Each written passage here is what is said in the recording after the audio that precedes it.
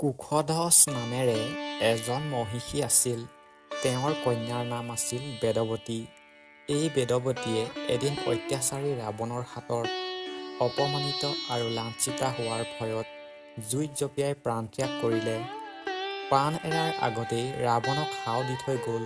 হেৰ' অত্যাচাৰী ৰাৱণ, তোৰ দুষ্ট অভিলাষ পূৰ্ণ হ'বলৈ মই নিদিলোঁ।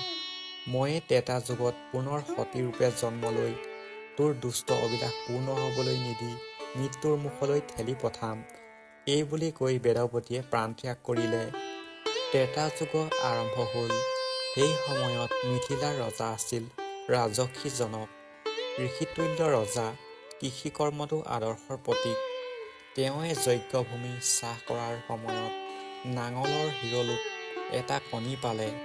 শিৰলু হ'ল নাঙলৰ ফালখনে মাটি খান্দি যাওঁতে হোৱা লোৰ।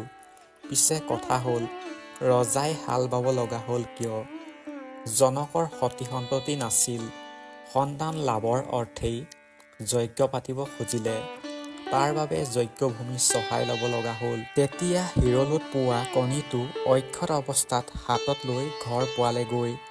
ঘৰ পাই কৌতূহল দমন কৰিব নোৱাৰিলে। কণীটো ভাঙি চাই দেখিলে তাৰ ভিতৰত এটি দীপ-লিপ কন্যা। শিৰলুৰ শব্দৰ সংস্কৃত ভাষাত আকৌ সীতাহে বোলে। এতেকে কন্যাটি নাম থলে সীতা। তেওঁৱে মিথিলাৰ কন্যাৰ বাবে মৈথিলী, বিদেশ দেশৰ বাবে বৈদেহী, জনক ৰজাৰ তোলনীয়া কন্যাৰ বাবে জানকী। এনেদৰে ৰাজটোলত সীতাৰ ডাঙৰ হ'বলৈ ধৰিলে। তোমালোকে দক্ষ ৰজাৰ নাম নিশ্চয় শুনিছা। তেওঁৰ কন্যাক সতীক সদাশিৱলৈ বিয়া দিছিল। পিছে দক্ষ যজ্ঞ পাতি স্বয়ং জোঁৱায়েকে শিৱকে নিমন্ত্ৰণ নজনালে।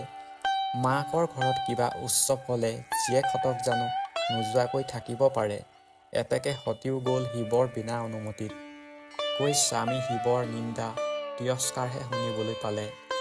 পতিৰ অপমান সহিব নোৱাৰি যজ্ঞভূমিতে প্ৰাণত্যাগ কৰিলে। খবৰ পাই হাতত ধনুশৰ লৈ শিৱ যজ্ঞস্থলীত উপস্থিত হৈ সকলো তহিলং কৰি পত্নী শুকৰ পুতক তুলিলে। এই ধনুখনকে হৰধনু বোলে। শিৱৰ অন্য নাম হৰ আৰু মহাদেৱো। সেয়ে হৰ হৰ মহাদেৱ বুলি কোৱা হয়। সেই ধনুখনকে পূৰ্বপুৰুষৰ পৰা জনকে লাভ কৰিলে।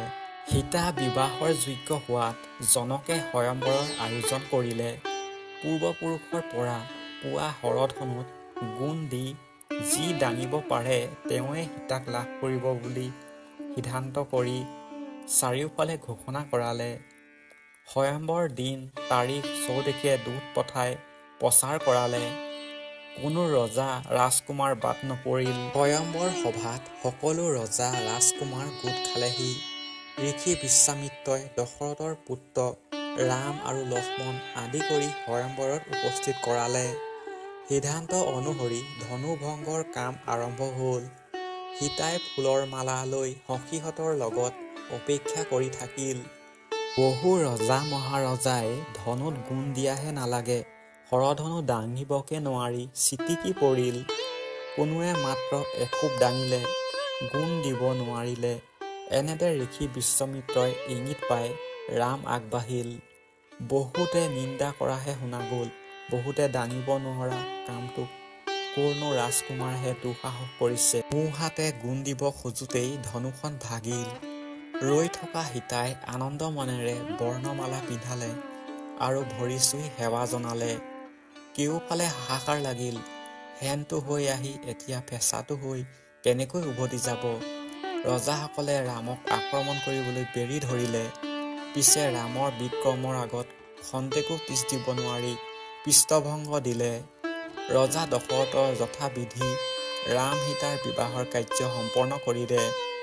কন্যা সীতাক লৈ সকলো অযোধ্যা পালেগৈ। সকলোৱে ভাবিলে বোলে অযোধ্যাপুৰী